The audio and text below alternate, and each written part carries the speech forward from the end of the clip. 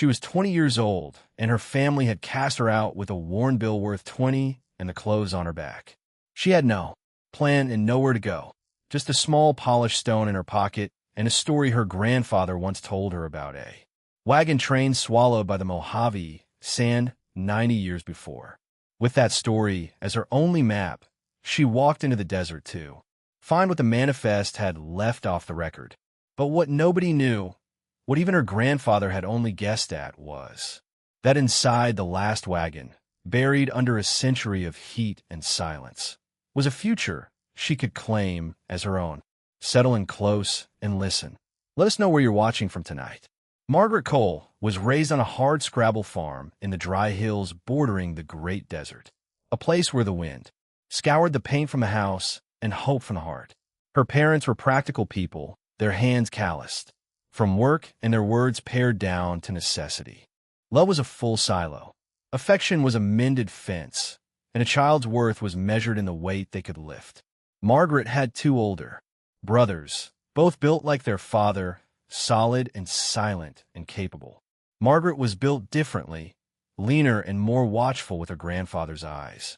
Her grandfather, Elias Cole, had been a prospector in his youth and a well digger in his later years, a man who understood the language of stone and water. He had lived with them until he died when Margaret was 16, and in those years he was the only one who saw the girl for who she was. He taught her not how to plow or mend, but how to read the land. He showed her how a line of cottonwoods meant water hidden deep underground, how the color of a rock could speak of iron or copper, and how the shape of the clouds in the late afternoon could foretell a flash flood or a week of blistering sun. In his small, dusty workshop behind the barn, a place that smelled of oil and metal and dry wood, he taught her the proper use of his tools. He showed her how to sharpen a knife on a wet stone until it could shave a hair from her arm, how to set a rivet and how to splice a rope so it was stronger than before it was broken. He spoke to her of the world beyond their fences, of geology and history, and of the lost stories the desert held. His greatest treasure was a heavy wooden chest filled with maps, geological surveys, and newspaper clippings yellowed with age. It was from that chest he pulled the story of the Silica Queen, a wagon train that vanished in the summer of 1852, supposedly hauling silver but rumored to be carrying something far more delicate and strange. He believed they had been caught in a singular violent sandstorm that had not just buried them, but shifted the very landscape, hiding them from all who searched. He had a theory about their location, a place where the prevailing winds carved out a deep basin between two low mesas. It was their secret, a legend they tended together. The day before he died, he gave her a small gray stone he had cut in half and polished. It was a thunder egg, an unprepossessing rock on the outside, but inside it held a star of pale blue agate. Don't ever let anyone tell you what something is worth just by looking at the outside, he had told her, his voice a dry rasp. For minutes, that stone was the only object she owned that had been given to her out of pure affection, and she carried it in her pocket always. After his death, the workshop was cleared out. His maps burned for kindling, and Margaret became just another pair of hands, her unique skills seen as useless eccentricities. The end of her life on the farm came not with a shout, but with the quiet scratch of a pen on paper. The drought had taken the last of the crop, and her father, a man hollowed out by failure, had sold the last productive parcel of their land to a cattleman from the east. The deal was done at the kitchen table, the same table where they had eaten their spare meals in silence for 20 years.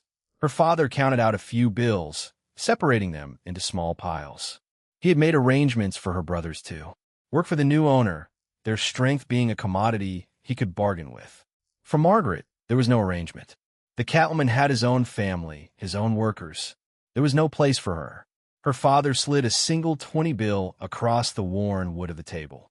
His eyes did not meet hers. They were fixed on some distant point out the window, a place she could not see. "This is what's left for you," he said. The words were not cruel, not kind, just a statement of fact, as final as a field report. There was nothing more to say. She did not cry or plead.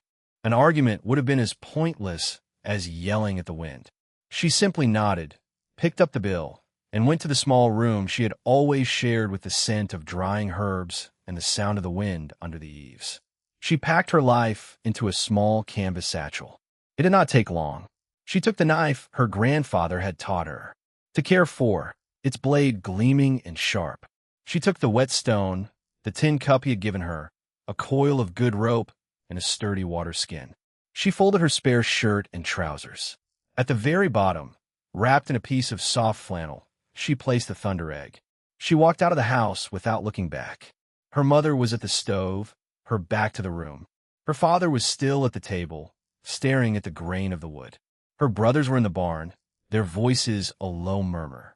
No one said goodbye. She walked down the long dirt track that led away from the farm, the place that had been her whole world, and did not stop until the house was just a speck against the brown hills. She felt not grief, but a strange, quiet emptiness, the clean feeling of a slate wiped bare. The only thing she had left of any value was a story, a secret whispered in a dusty workshop years ago. She turned her face toward the south, toward the vast, shimmering expanse of the Mojave, and began to walk. The 20 bill was folded neatly in her pocket, a brittle piece of paper that represented the sum total of her family's obligation to her. The AGOT, smooth and cool against her palm, felt infinitely more valuable. It was a promise. The journey was a lesson in solitude and survival. The sun was a physical weight pressing down on her shoulders, bleaching the color from the sky until it was a pale, hazy blue. The air was so dry it seemed to pull the moisture from her skin, and the silence was a living thing, broken only by the rasp of her own breathing and the scuttling of 8 minutes unseen lizards in the scrub. She walked with the steady, ground-and-G pace her grandfather had taught her, a rhythm that conserved energy and covered miles. She thought of his lessons. Walk in the cooler hours of the morning and evening. Rest during the high sun. Never drink all your water. Always leave a third in reserve. She followed the faint traces of old game trails, her eyes scanning the ground for tracks, for the subtle signs of life the desert offered to those who knew how to look. She found water at a small seep, a patch of damp sand at the base of a rock outcropping that she recognized by the cluster of hardy green plants growing there. She spent an hour digging with her cup, waiting patiently as the hole slowly filled with cloudy, precious water. She filtered it through a piece of her spare shirt and filled her water skin. The simple act, a profound victory. At night, the desert transformed. The oppressive heat gave way to a surprising chill, and the sky became a vast, deep bowl of stars, more brilliant than she had ever seen them from the farm. She would build a small fire from creosote branches, the wood burning hot and fast with an acrid, resinous smell. She ate sparingly from the small sack of jerky and dried fruit she had bought in the last town, making it last. She was not lonely. The silence felt like a kind of companionship, and the presence of her grandfather felt intensely real. She would take out the agate and turn it over in her hands, the polished surface cool against her skin, and she could almost hear his voice, telling her to observe, to be patient, to trust what she knew. She was heading for the place on his hand-drawn map, a location marked with a small, confident X in faded ink, the Basin of Whispering Winds. He had named it himself.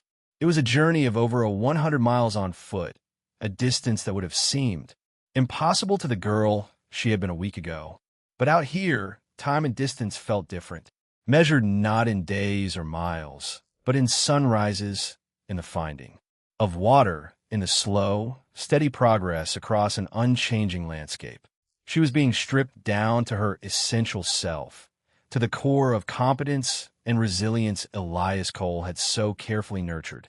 The farm, her family, the life she had known. It all seemed to be part of a distant dream. The only reality was the sun, the sand, and the story that pulled her forward. She found the first sign on the 10th day.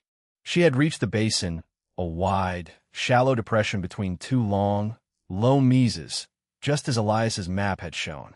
The wind moved constantly here, a low, mournful sound that gave the place its name.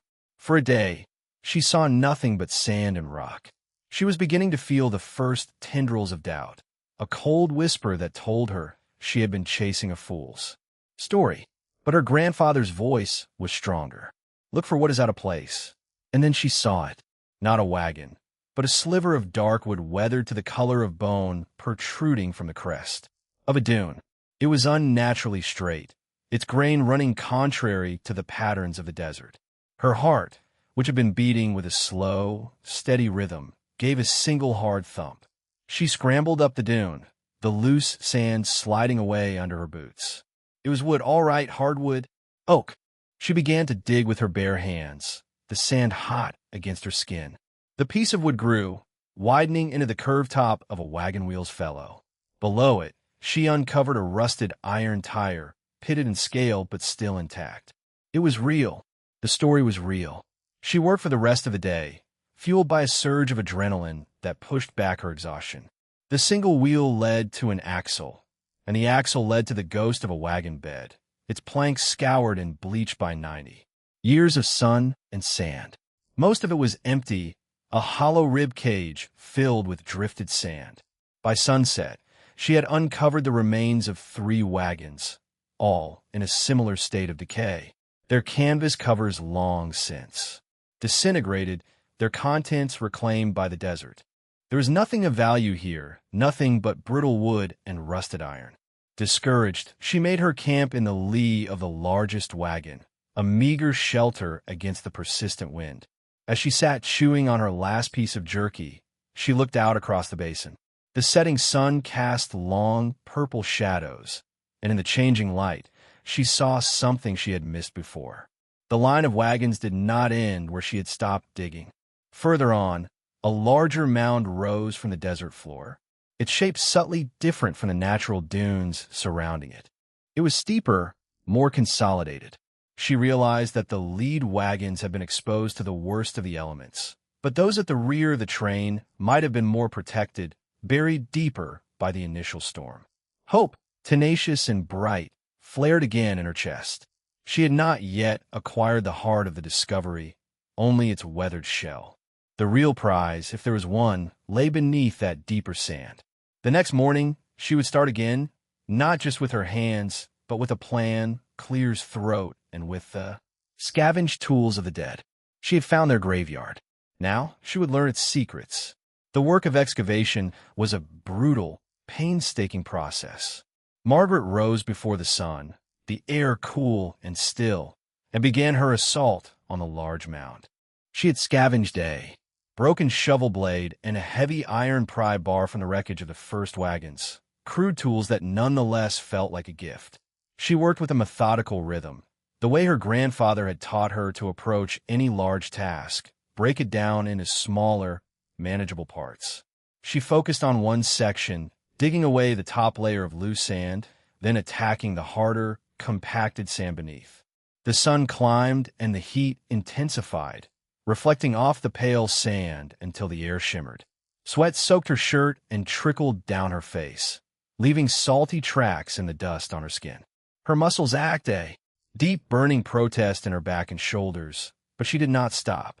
Each shovelful of sand was an act of defiance, a refusal to be beaten by the desert or by the quiet dismissal that had sent her here. She was not just digging for a wagon. She was digging for a foothold in the world. By midday, she had uncovered the top of a canvas covered hoop, the fabric miraculously preserved in places where the sand had been deepest. It was brittle and tore at the slightest touch, but its presence confirmed she was in the right place. This wagon was far more intact than the others. She kept digging, her movements becoming slower, but no less determined. She drank from her water skin, rationing the warm, metallic-tasting water. She thought of the people who had been here, trapped in a roaring, blinding storm of sand. Had they been afraid? Had they known they were going to die? The silence of the basin felt heavy with their unspoken story. As the afternoon wore on, she finally cleared enough sand to reveal the rear of the wagon. It was a heavy freight wagon built of thick oak, its tailgate secured with a heavy iron latch. The wood was silver gray and splintered, but it was solid. The latch was rusted shut. She wedged the pry bar into the seam and put her full weight on it. The metal groaned in protest, a sound that seemed to tear the silence. With a final wrenching shriek of metal on metal, the latch gave way. The tailgate sagged open, spilling a cascade of fine sand onto the ground. She peered into the darkness within, her breath catching in her throat. The air that drifted out was hot and dry, smelling of ancient dust and something else, something faint and chemical. The interior was not empty. It was filled with wooden crates, neatly stacked and braced against the wagon's sides. They were covered in a thick blanket of dust, but they were whole. She had found it. The cargo the manifest had never mentioned. She used the pry bar to force the lid of the nearest crate. The nails screeched as they pulled free from the dry wood. She lifted the lid and looked inside. Her first feeling was one of confusion, then disappointment. The crate was packed with straw, and nestled within it were not silver bars or valuable goods, but pieces of glass. Thick, curved pieces of glass, some as large as dinner plates, others smaller and more complex. Lenses. The next crate held more of the same, along with prisms and brass fittings of intricate design. The entire wagon was filled with the components of some massive optical instrument. It was a cargo of scientific equipment. 19 minutes valuable to the right person, certainly, but to her here, in the middle of the desert, it felt like a cruel joke. Exhausted and disheartened, she slumped against the side of the wagon. Had she come all this way for a collection of useless glass? But then her grandfather's words returned to her. Don't ever let anyone tell you what something is worth just by looking at the outside. She had to see it all. She went back to work methodically opening each crate. In the very last one, tucked away in a corner, was something different. It was a small, heavy box about the size of a loaf of bread, bound with iron straps and lined with lead. It was far too heavy to be filled with glass. With trembling hands, she forced the pry bar under its lid. 20 minutes, the top popped open with a soft puff of contained air. Inside, nestled in velvet that had mostly decayed into dust, were three things. First, a small stack of double eagle gold coins, their surfaces gleaming dully in the dim light. There were, perhaps 50 of them, a small fortune, enough to buy a house, a business, a new life. Second, there was a leather-bound journal and a sealed letter. The paper yellowed, but the ink still dark and clear. And third, lying beside the letter was a small object wrapped in what was once a silk handkerchief, a wooden bird carved with exquisite detail from a single piece of dark wood, its wings half spread as if in mid-flight. She reached in and picked up the letter. The wax seal crumbled at her touch. The envelope was addressed in a neat, elegant hand. To whomever finds this in God's time, she unfolded the single sheet of paper and began to read. The voice that spoke from the page was calm, precise, and filled with a sorrow so profound it seemed to echo across the 90 years. My name is Samuel Thorne. I was until this storm an optician and lens grinder from Boston. The date is August 14th, 1852. If you are reading this, then my journey and the journey of those with me has ended here. The letter went on to explain the cargo. The lenses and instruments were for a new astronomical observatory to be built on a mountain east of San Francisco, a project that had been his life's work. He wrote of his belief in science, in the power of looking at the heavens to understand one's place in the universe. Then the tone of the letter shifted, becoming more personal. I undertook this journey alone. My wife, Ella, and our daughter, Lily, were meant to travel with me. They were taken by the cholera in St. Louis. I buried them myself by the side of the wide Missouri River. I'm a man of science, but my heart is an empty vessel. This observatory was to be their legacy, a way of looking up, of seeing beyond the grief of this world. He described the sandstorm, how it had come upon them without warning, a solid wall of yellow dust that blotted out the sun and choked the air. He knew they were lost, their animals dying, their water gone. He was writing this by the last light of a flickering lantern inside the wagon. I leave what little wealth I have in this box. Use it to build something good. The journal contains my notes, my designs. Perhaps they will be of use to someone. The small bird was a gift I carved for my Lily. She never saw it. Perhaps you can give it a home. Do not mourn for us. We were simply people who tried to carry a fragile thing across a harsh land. I have no fear. I will see my Elelaner and my Lily soon. I only hope that the sky above you is clear. He had signed it simply. Samuel Thorne, Stargazer. Margaret sat in the sand, the letter in her hand, and for the first time since leaving the farm, she wept. She cried for Samuel Thorne and his lost family, for a man who faced his end with such quiet dignity. And she cried for the profound, impossible kindness of a stranger, a hidden benefactor who had reached across a gulf of 90 years to give her a future. The gold was a tool. The journal was a legacy. But the small wooden bird was a connection, a piece of a stranger's love that she now held in her own hands. The discovery changed everything. The gold was a means, but the letter was a purpose. Margaret knew she could not abandon Samuel Thorne's legacy in the desert. She had a responsibility to him, to the fragile thing he had tried to carry. Her first priority was to get back to civilization. She carefully repacked the lead-lined box, securing the coins, the journal, and the wooden bird. She took one of the largest lenses, wrapping it carefully in her spare shirt as proof of her claim. She sealed the wagon as best she could, marking its location on her grandfather's map with a precise and steady hand. Then, with a new sense of direction, she began the walk out of the basin. The journey was different this time. She was no longer a drifter, but a woman with a secret, a treasure, and a task. She walked for 3 days, her water skin nearly empty until she saw the smudge of smoke on the horizon that meant a settlement. It was a small, dusty mining town called Prospect's End, a collection of weathered wooden buildings clinging to the side of a sun-baked hill.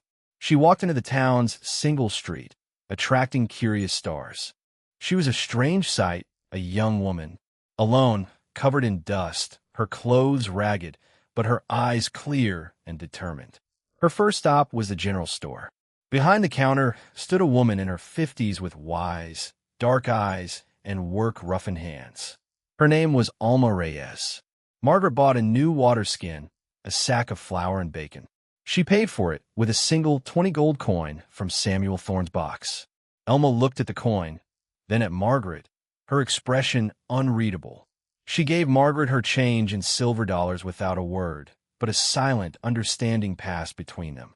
The gold bought her more than supplies. It bought her a measure of respect. Her next task was to find a way to move the wagon. She needed help, and she needed tools. Elma directed her to the blacksmith's shop at the edge of town. The smith was an old man named Jedediah Stone with a great white beard and arms as thick as oak branches. He was hammering a glowing piece of iron on his anvil, the rhythmic clang echoing through the dusty air.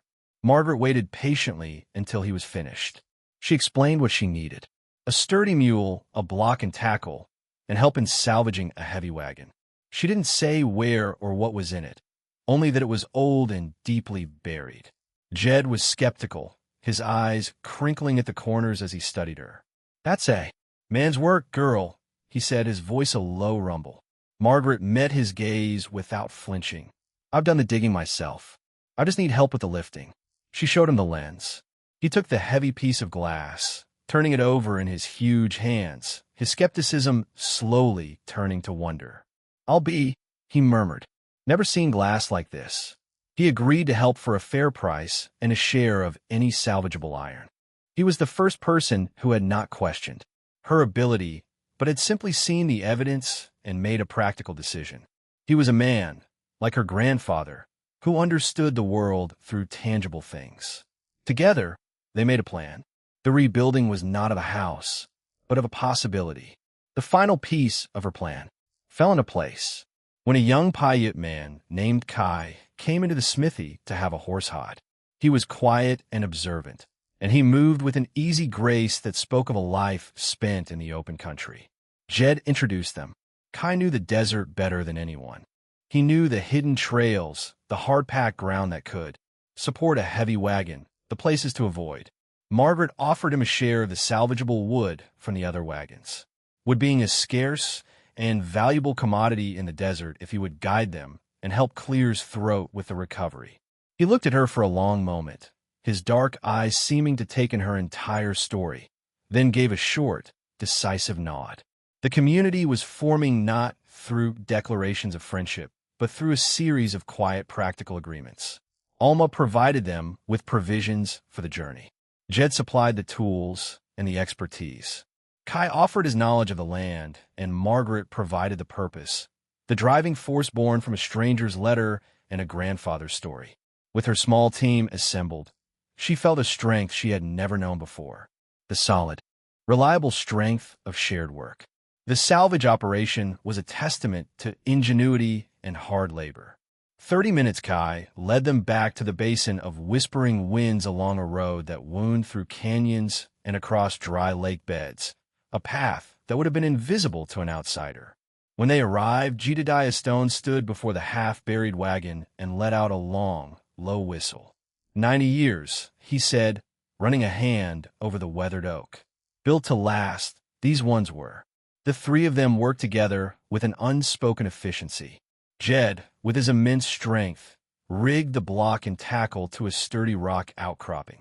Kai, nimble and quick, cleared the remaining sand with a tireless energy. Margaret directed the operation, her voice calm and steady, drawing on the mechanical knowledge her grandfather had given her. They used jacks and levers to lift the wagon's frame, shoring it up with rocks as they worked. Jed examined the axles and wheels, his experienced eye spotting cracks and weaknesses. They spent a full day making field repairs, using iron strapping and ingenuity to reinforce the undercarriage, until Jed declared it strong enough for the slow journey back. Getting the heavy wagon out of the deep sand was the hardest part. They hitched the mule along with Jed's own powerful draft horse to the wagon tongue. The animals, strained, their muscles bunching, but the wheels only spun uselessly. It was Kai who solved the problem. He had them lay down planks scavenged from the other wrecks, creating a temporary road over the softest sand.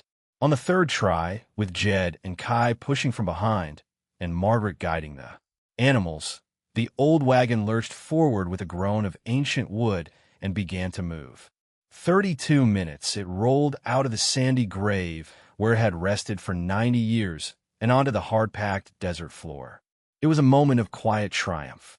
They spent another 2 days dismantling what was left of the other wagons, loading the good wood and iron onto the salvaged freight wagon. As they worked, a quiet camaraderie grew between them. They shared their water and their food, and in the evenings they sat around the fire, speaking little, but sharing a sense of accomplishment. Margaret told them the story of Samuel Thorne, reading his letter aloud by the flickering firelight. When she finished, there was a long silence. "A good man," Jed said at last, his voice rough with emotion. Kai simply nodded, his eyes on the brilliant stars overhead. They were no longer just salvagers. They were custodians of a legacy. The journey back to Prospect's End was slow and arduous, but they made it. When a strange procession, the ancient, heavily laden wagon pulled by 2 mismatched animals and escorted by the old blacksmith, the young Paiute, and the dust-covered girl, rolled into town. People came out of their homes and the saloon to stare. Margaret was no longer the anonymous stranger who had walked in a week before. She was the woman who had walked into the desert and returned with a ghost. She was the wagon girl. The story of her discovery spread through the town, growing with each telling. She became a local legend, but Margaret paid little mind to the stories. She had work to do. With a portion of Samuel Thorne's gold, she made Jed an offer to buy his blacksmith shop. He was getting old, his back stiff in the mornings, and he was ready to retire. He accepted on one condition that he stay on for a year or two, teach her the finer points of the trade, the secrets of tempering steel and welding iron that could only be passed from master to apprentice. She agreed immediately. The blacksmith shop became her home and her business. The unwanted abandoned building at the edge of town, just like the wagon, became her anchor. She had a place. The front of the shop was for the forge and the anvil where she did repairs for the miners and ranchers. But in the back, she built clean, sturdy pine shelves. There she carefully unpacked Samuel Thorne's cargo. She cleaned each lens, each prism, each brass instrument. Her hands gentle and precise. The glass, once a source of disappointment, now felt like the most precious treasure of all. People knew her name. Elmo would bring her a hot meal in the evenings, refusing payment. Kai would stop by on his way through town, bringing news from the desert or a piece of unusually beautiful wood for her to admire. She had found more than a wagon. She had found a community. Small rituals began to form, the smell of coal smoke from the forge in the cool morning air, the shared cup of coffee with Jed, the quiet evenings spent cataloging Samuel Thorne's instruments by lamplight. The wagon, a burden of history, had transformed into a livelihood, a home, and a purpose. It was not a fancy life, but it was warm, functional, and hers. Months passed, turning into a year. The rhythm of her life was set by the heating and cooling of iron, by the needs of her neighbors, and by the slow, patient work of understanding Samuel Thorne's legacy. The blacksmith shop was no longer just a place of work. It was a sanctuary.